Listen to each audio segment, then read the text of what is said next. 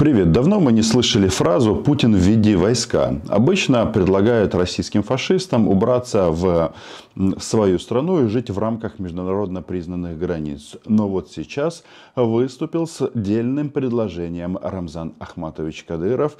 И да, требует ввести войска. Каждая российская мама, супруга сразу калькулирует варианты. И да, больше одной лады в любом случае за вторжение вы не получите. Приветствуем всех. Хочу затронуть тему, которая сегодня происходит на территории Палестины и Израиля. И хочу мировое сообщество призвать, чтобы хотя бы жизненно один раз справедливо отнеслись в этих ситуациях. В ситуациях, когда Сергей Викторович Лавров, он же Риббентроп, не справляется, его функции перебирает на себя Кадыров. И, в принципе, очень даже здорово, что он это делает. Он четко демонстрирует в России вот эту систему табель о рангах. Значит, единственное непонятно, кто главней, Кадыров или Путин. Возможно, Рамзан Ахматович даже лучше Путина. Я еще раз призываю всех мусульман, всех граждан и наше государство поддержать правду и остановить эту войну. Или нас отправить туда, как миротворцев. Мы определим, и мы остановим их, кто не прав, кто прав, определим и остановим тех, кто продолжает воевать. Да здравствует справедливость! Аллаху Акбар! Аллаху Акбар в переводе на русский язык значит Аллах велик, Аллах величайший, то есть Бог велик. И если так, а мы это воспринимаем как аксиому, особенно для верующих людей, конечно же, Бог велик. Вряд ли бы он поддержал убийство сотен израильтян, когда на них напали террористы. Понятно, что сейчас война вступает совсем в другие фазы. Значит, Цахал отбил уже, причем давно, все захваченные террористами территории. Наносятся удары по сектору Газа, где тоже большое количество гражданского населения, мирных людей, и туда падают бомбы. Да? Все сложно. Но, понимаете, в этой истории она же не о том, кто начал, тот и виноват. В конкретно данном случае об этом. Ну, я имею в виду, что сама история, палестинская автономия, попытки создать палестинское государство, эти все дискуссии и войны ведутся последние 80 лет. Тут факт остается фактом, что, значит, российское государство, то есть российское нацистское государство выступило непосредственно на стороне террористов. Потому что то, что сделали товарищи из Хамас, это терроризм. Никаких других оправданий в данном случае быть не может. Ты ничем не можешь оправдать, ни Богом, ни Аллахом, вот эту вот массовую резню и линчевание людей, заложников, ну и так далее. Все эти кадры мы видим. Согласны? Называем вместе здесь вещи своими именами. Подписывайтесь на канал. Так вот, почему я говорю о том, что россияне четко заняли позицию террористов? Ну, возможно, потому что они и являются террористами. Вот очень сильно возмущается, например, по этому поводу кто? Ну, российская пропаганда. И да, у российской пропаганды есть имена. Оля и другие нацисты. Нетаньяху ввел в действие параграф 40 алиф, и теперь армия Израиля может действовать самостоятельно, получив полную свободу действий. В прошлый раз, для понимания, этот параграф вводили в действие во время войны Судного дня, то есть 50 лет назад. Граница с Газой стягивается техника Цахала. В Израиле объявлена всеобщая мобилизация. Прямо сейчас сектор Газа ВВС Израиля равняют с землей по принципу «вот на кого упало, тот и террорист». От распиаренной на весь мир тактики стук по крыше – это когда вначале по объекту бьют предупреждающим слабым зарядом, давая людям спастись, Тель-Авив официально отказался. Это новая песня. Я хочу, чтобы эта тактика была использована против домов российских пропагандистов в Москве. Им не надо бить по крыше. Надо сразу наносить удары по ликвидации, по демонтажу этих строений. Тем более там, где живут российские нацисты, в своей массе известно. Да, они там скрываются, говорят, что они зайцы, что им страшно и всякое такое. Но еще раз, вот эта вот тактика, значит, на кого упало, тот и террорист. Нет. Когда вы проводите воздушные налеты такой интенсивности, бомбы никого не спрашивают.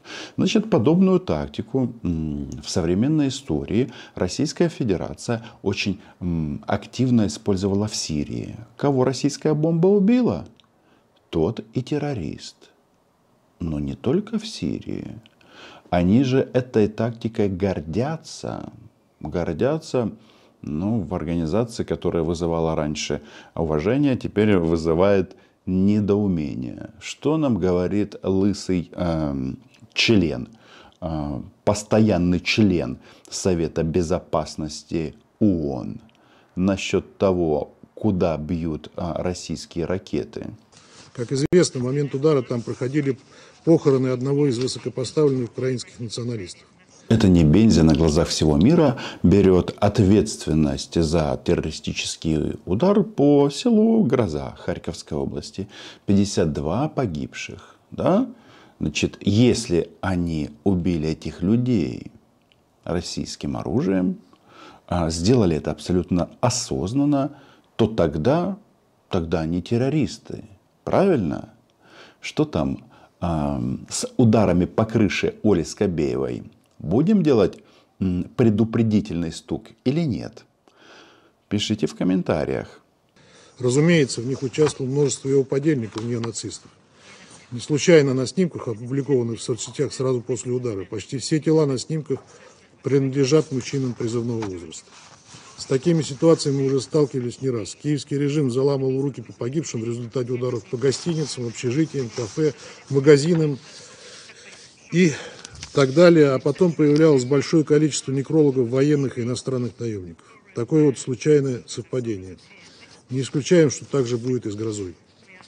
Личности людей, которых убила Россия в Грозе, они установлены. И в первую очередь это местное население. А Небензя, российский террорист, представляющий российское государство террористическое в Совете Безопасности ООН, да, какой-то оксимирон сам по себе, говорит о том, что не исключено. Да, прямым текстом говорит, вот мы бьем по гостиницам, общежитиям, ресторанам. И потом обязательно будут какие-то некрологи. Может быть и будут. Только это ни в коем случае не значит, что Россия не убивает гражданское население. То есть на главной трибуне мира, да, можно же так сказать. Но никто еще из универсальных организаций ничего другого не предложил. То есть, да, ООН остается главной площадкой для дискуссий. И вот лысая голова Владимира Путина, только в данном случае в Нью-Йорке, говорит о том, что да, мы их убили, потому что мы так хотим. Потому что мы хотим убить всех украинцев. А так, вообще, мы за мир. Да? Вновь подчеркиваю, что Россия не наносит ударов по гражданским объектам, не целится в мирных жителей.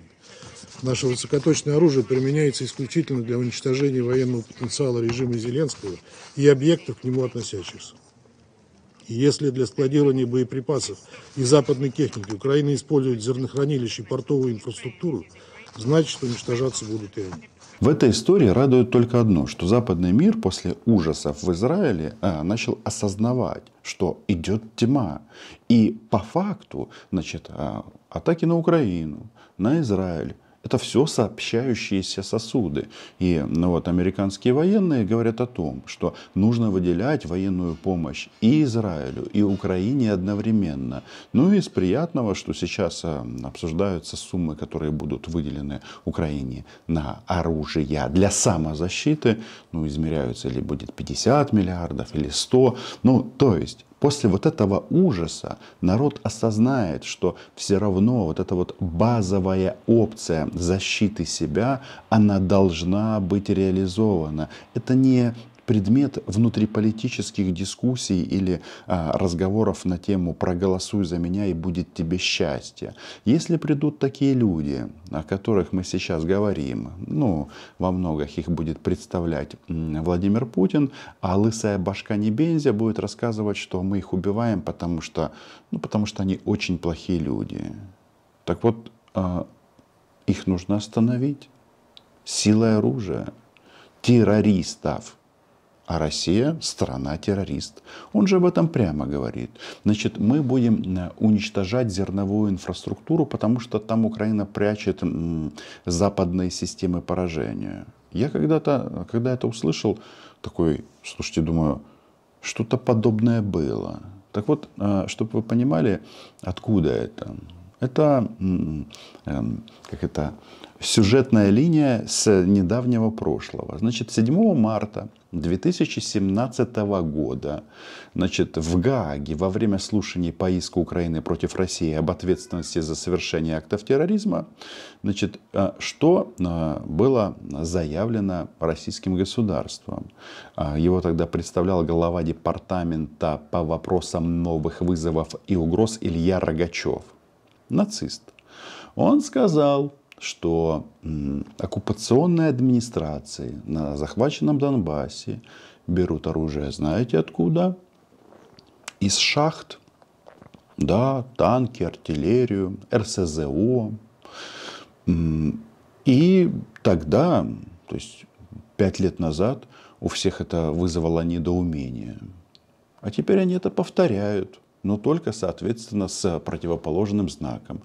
Теперь в элеваторах прячется не зерно, сохраняется, а оружие. И поэтому они это все бомбят. Сегодня был налет шахедами. Многих этих летающих убийц удалось сбить, а некоторых нет. И вот он говорит, что да, мы будем делать так дальше, мы будем продолжать это. В этом плане, не все так плохо, как может показаться. Что я имею в виду? Что террористы, они тоже умирают. Цахал фактически равняется сейчас газу, со всеми вытекающими побочными последствиями. Не без этого, но захваченные территории уже давно отбиты. А мы занимаемся тем же. Может быть, не так быстро, не так эффективно, но тем не менее очередной батальон российских мужчин отправился в ад. Ждать там Владимира Путина. Призвана наша специальная военная операция, цели и задачи которой мы выполним военными методами, если на их решение мирными методами Киев и его западные кураторы так и не согласятся. А согласиться нужно на истребление. Сложить оружие, чтобы российские нацисты сделали со всей Украиной то, что они делают на оккупированных территориях. Возьмем Мелитополь. Это же концлагерь. Российский концлагерь. Неизвестно, сколько граждан Украины сейчас на подвале. Но еще раз, в СИЗО Лефортово в Москве почему-то жителей Мелитополя стало значительно больше. Они тут чуть ли не основной контингент теперь. Кто бы мог подумать. И вот это они нам предлагают. Значит, в то время, пока лысая Небензя рассказывает о том, что мы все выполним военным путем, Риббентроп говорит, что мы хотим переговоров.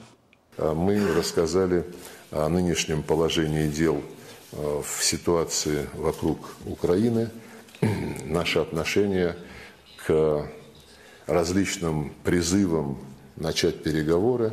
Президент Путин многократно, в том числе совсем недавно на Валдайском форуме, нашу позицию изложил четко. Мы никогда не отказывались от переговоров, если они предлагаются на серьезной основе, а не в виде ультиматумов. И, конечно же, мы видим категорический отказ Украины от любых переговоров, кроме как на основе так называемой формулы Зеленского, которая представляет из себя не что иное, как просто чисто пропагандистский, абсолютно нереализуемый проект. Время покажет, какой проект будет реализован. Но главный тезис в плане Зеленского – это не план Зеленского, это план Украины. Это вывод российских войск с территории Украины. А Небензи говорит, что нет-нет, мы будем все выполнять и реализовывать военным путем. Что это нам демонстрирует? Все как обычно. Российский собачка-свинка триколор, независимо от того, какое количество волос у них на голове, демонстрируют на весь мир свое желание истребить украинцев как нацию. Окончательно решить украинский вопрос. Ну вот, Хамас пробует решить окончательно еврейский вопрос. Что-то мне подсказывает, что ни у первых, ни у вторых не получится. Ну а тут выясняется, кстати, что у маньяка есть некий план.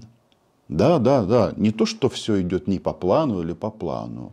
Но вот главная российская пропагандистка решила поведать, что у Путина план все-таки есть. Он, как верховный главнокомандующий, планы свои раскрывать не может и не должен. А я, в свою очередь, как журналист, этот вопрос не могу не задать. Я хочу напомнить, что у нашего президента, дай бог ему здоровья, на этой неделе был день рождения. И он сказал две вещи во время Валдайского форума, одна из которых меня очень порадовала, другая немножко огорчила. Порадовало меня следующее. Он абсолютно четко, без тени сомнений, сказал про Украину, что у нас есть план, что мы понимаем, что надо делать, и мы будем делать это, что бы кто ни говорил и что бы кто ни делал. Только что скрывается за этим планом, остается большой загадкой, в том числе для этого российского правящего класса. Ведь на Валдае Симонян спрашивала: а где ты хочешь, отец наш родной, маньячело мстительный, остановиться? А тот покрутил так и сказал, что это все сложно. Значит, где они остановятся? Они остановятся там, где мы их остановим. Все очень просто и понятно. Ну а в части того, что российские нацисты – это их суть. Это постоянное вранье. Вранье и смерть. Вранье и убийство.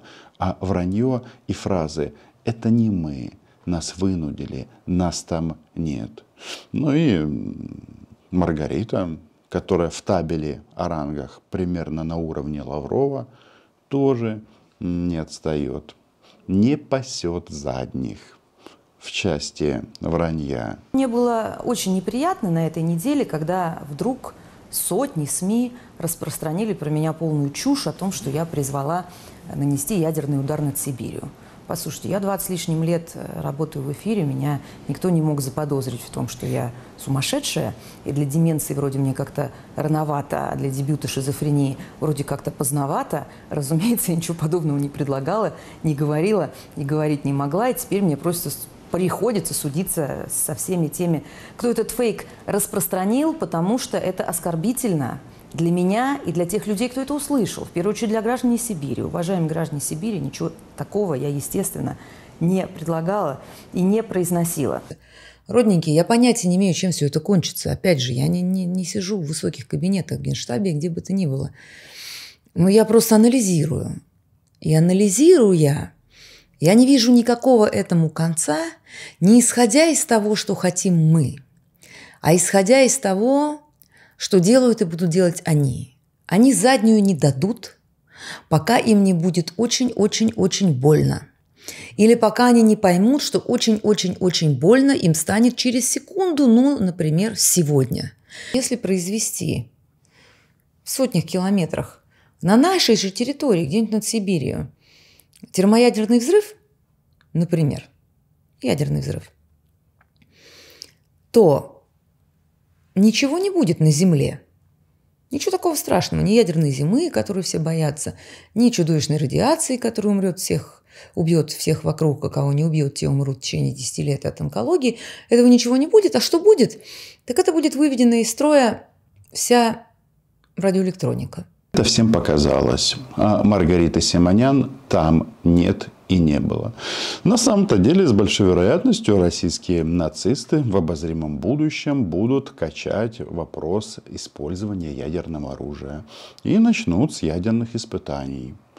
Ну что ж, лишний раз это должно подсказать нашему дорогому Джозефу Байдену и вообще западному миру о том, что нет, договориться посередине не удастся. Не удастся, потому что если российские нацисты будут определять середину, то пройдет она где-то в районе Ла-Манша, Португалии. Не знаю, у них там амбиций очень-очень много. В любом случае, подписывайтесь на мой YouTube-канал. Называем здесь вещи своими именами. Ну, а оккупантам что? Могила им. Касается это и Небензи, и Риббентропа, ну и всех тех, кто сейчас находится с оружием в руках на українській землі. Україна була, є і буде. Подписывайтесь. До побачення.